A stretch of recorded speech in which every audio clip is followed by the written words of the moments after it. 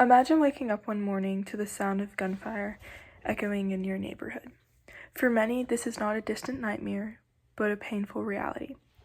Gun violence affects thousands of lives every year, leaving families shattered and communities in fear. Today, we'll take a deep dive into the startling statistics, the root causes, and potential solution to a crisis that impacts us all. Gun violence remains a pervasive and pressing issue in many societies, with devastating consequences for individuals, families, and communities. The frequent everyday gun-related deaths raises questions about impacts on communities, mental health, and the role of legislation in America. We'll first look at the impacts on communities. Gun violence does not only affect individual victims, but it ripples through entire communities, leaving lasting scars and creating an atmosphere of fear and distrust. Neighborhoods increased by gun violence often experience economic decline, and as businesses shy away from investing in high-risk areas. Urban Institute's research article on gun violence effects of economic health on communities demonstrates findings that across Minneapolis, Oakland, San Francisco, and Washington, D.C., gun homicide surges in neighborhoods reduced the growth rate of new retail and service establishments by 4%. In Oakland alone, each additional gun homicide in a census tract in a given year was related to 5 fewer job opportunities in shrinking businesses the following year. Furthermore, children growing up in environments face significant psychological impacts, including anxiety and PTSD. The trauma of living in a violent neighborhood can derail educational prospects. According to the studies done by National Bureau of Economic Research, the exposure on a school shooting and subsequent well-being, they found that test scores in both math and English fell substantially, both at the Sandy Hook School and other schools surrounding the Sandy Hook School District in the years following the 2012 attack. Math scores in particular fell by roughly 30 percentile points. It is essential to recognize gun violence is a profound social issue and diminishes the quality of life and hinders the potential of countless individuals. Addressing the impact of gun violence on communities and schools is important.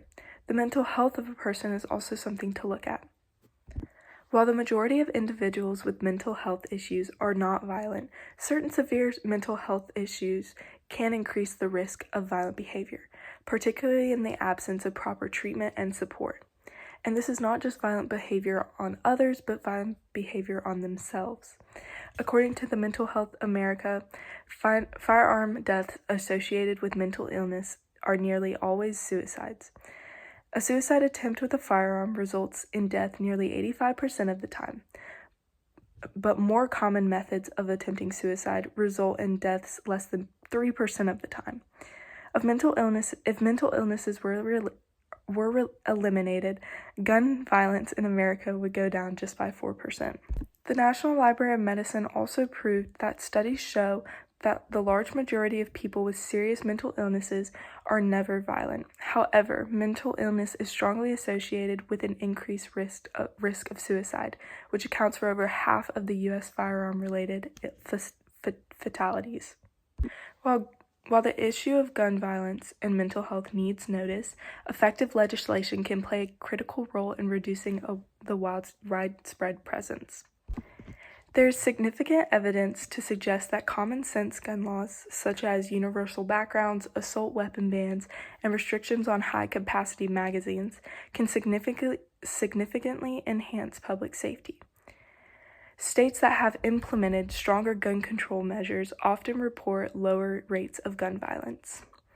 According to the research from Everytown for Gun Safety, studies show that states with stronger gun safety laws, often referred to as common sense gun laws, have significantly lower rates of gun violence, including gun suicides, compared to states that had with weaker gun laws, indicating that laws that have that certain law can enhance public safety. Advocating for sensible policies is not about taking away Second Amendment rights.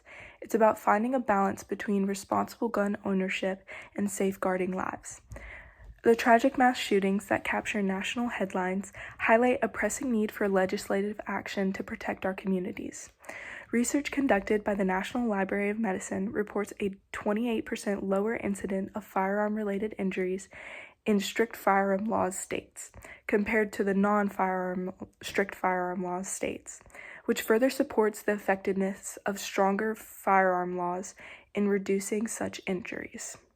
They concluded that states without the SFLs have higher firearm-related injury rates, higher firearm-related mortality rates, and significant potential years of life loss compared to the strict firearm law states. Addressing gun violence entails a multifaceted approach that recognizes its deep impacts on communities and mental health. Effective legislation is essential for creating a safer society, fostering community resilience, and promoting mental well-being. As we conclude our discussion on gun violence, we stand at a critical point in our society. Gun violence is not just a statistic, it is a reality that impacts families, communities, and our sense of safety. It is a public health crisis that demands our urgent attention and collective action. We must come together to advocate for meaningful change. Thank you.